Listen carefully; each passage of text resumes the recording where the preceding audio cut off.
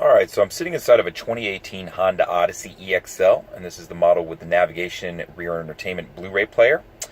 So I'm going to walk you through it real quick in case you're wondering what's new on the car and kind of how it works, or if you just got one and want to know some of the features. So starting you over here on the window, you've got your auto up windows, your window locks, your door locks, and then your mirror controls left and right, and then the pad. Over on the door, you'll notice it does have memory seating. To do it, you always just press one, get your seat how you want, and then press it to set it. So that's how that works. Jumping over here to some of the buttons you'll see. Obviously you have your door controls, which you can turn on and off. You gotta remember they gotta be unlocked to use these. Your trunk release, this works along with your traction control. This is vehicle stability assist. In the event that you go into a skid, it allows to transfer power to the other wheel to help correct that skid. This turns on and off your road departure mitigation system. So when you start to veer off the side of a road, it'll alert you and then give the steering wheel a little bit of shake. So that's what's going on there. And then this is your collision mitigated braking system. So first it'll alert you, letting you know that you're looking to get in a frontal collision, and then it'll actually brake the car. So all these systems you can turn on and off. You'll see your emergency brake down here. To use it, you put your foot on the brake and then you pull towards to set it. To release, you press down to release it. So just keep that in mind. Below that, you'll see the brake hold button. Brake hold is set to where I can be in stop and go traffic, come to complete stop, and it will hold the brake for me while the car's in drive. So it's just a convenience feature, so that's what that is. Down real low, you can see my my hood release down there, so I just want to point that out. So let's jump back up onto the steering wheel. First thing I'll start you off is on this left side. This is going to be your Bluetooth control, so to answer a phone call, to hang up, and to use voice command, or if you press and hold this, you can hear Siri and then go the Siri route if you want to use Siri to do things for you too. The home button is just going to toggle between some menus up here and then allow you to access through different screens depending on what you want to view. So it gives you that option right there, and that's the home button right here. Back button is exactly what it sounds like. Plus and minus, so this will jump between FM, AM. You can see I'm toggling through whatever options I have set up currently. It'll allow me to jump through those things. So kind of nice, it's just a quick way to do it. So that's what's going on there, and then my volume controls are right here. On the other side of the steering wheel, main is going to be what activates it, so you'll see that ACC and LKS come on up there, and that's adaptive cruise control and lane keep assist.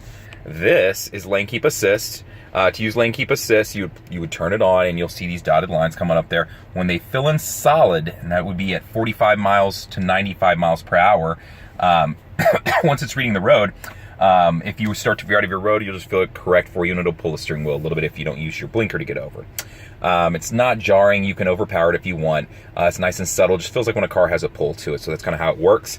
But great system as far as keeping you in the lanes. Just remember, it does use a camera. That camera is actually up here to detect the road. So if you're on a really, a road that's being repaved or something, it might not always pick it up. Let's go to the other things. So once I get up to speed and I want to set my cruise control, I could do it from right here.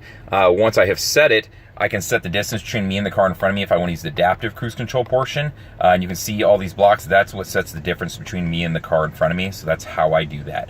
When it's reading the car in front of you, it'll be using a radar, which is actually down in the grill of the car. You'll see an icon of a car show up in front of those boxes. So just be aware of that. And the rest of the buttons are pretty self-explanatory. Set, cancel, resume. Adjusting your speed, you can go plus or minus to slow up and down. Car does have paddle shifters, so you'll see them hidden back here. If you want to use them, you can. It just allows you to affect the shift points, so it gives you a little bit more control over the car. As you can see, I do have auto on-off headlights, and I do have fog lights in this vehicle also, so just be aware that you have that. And then my windshield wipers are over here. Let's jump over to the center stack. So the first thing I'll point out is it doesn't have a shifter. It's going to have all the buttons, so just be aware of that. The reverse is a trigger. You pull it, it throws up your backup camera with my 3 different views, so you can see all my different views of my guidelines right now, where my hashtag right here is where the tailgate will open up to. And then you'll see my cross traffic monitoring is on right now too, so if somebody comes from my left and right, which I can turn this on and off by touching it, so just be aware of that. I'm going to throw it down into drive, it'll light up for you, and then go back to your normal screen, and then back into park. So now I'm in park again.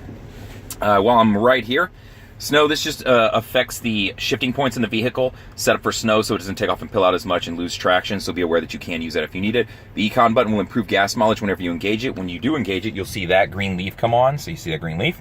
What that does is improve gas mileage by shutting down some electrical systems in the front end of the car. It affects things like your accelerator and also the AC unit, so be aware that it is going to limit some things inside the vehicle.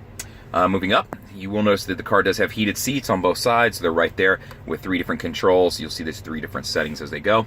The AC unit is pretty self-explanatory. Once it is on and running, I can affect my temperature right here. It is dual climate. I can control all 3 separate of each other, so really I should say. Dual in the front and 1 in the back. My fan speed is controlled right in the middle, and then just, where I want the air to go kind of thing.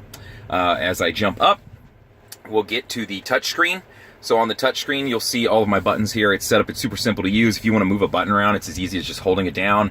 Once it highlights, I can drag it over and I can move it around. So just be aware that's how it works. The navigation now is through Garmin, so it's super simple to use. Oops, helps if I touch it though, I guess.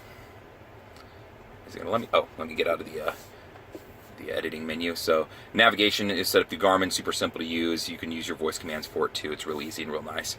The phone, Bluetooth controls is going to be right there. The rear controls for the Blu-ray player, which the Blu-ray player is actually right down here. And down there, while I'm there, I can show you that there is another power outlet and then an actual, like a 115 volt like plug-in power outlet there too. So be aware of that.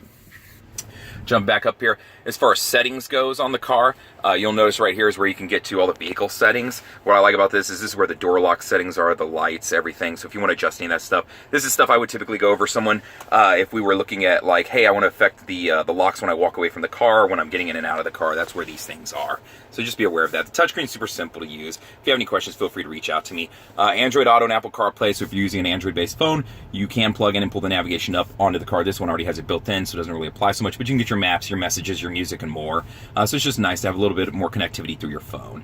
Other things the car has, you'll see auto dimming mirror with some of your settings down here for home link. So a little bit different setup if I can get that. So you can see the buttons right there. I've got my moonroof controls right here, my lights, my mirror, and sunglass holder. So some of that stuff is the same from previous years. My moonroof is right above me. Looking through the back, I've got the back row folded down and then the center seat in right now. And then you'll see the flip down for my Blu-ray players right there. So a little bit different setup look to this time, so you can tell it's a little bit cleaner looking now. And then I do have AC controls over here also. Other than that, it's got the auto sliding doors, it's got the pull-up shades, things like that have been standard in this car for a long time. If you have any questions about the car or anything specific, feel free to reach out to me.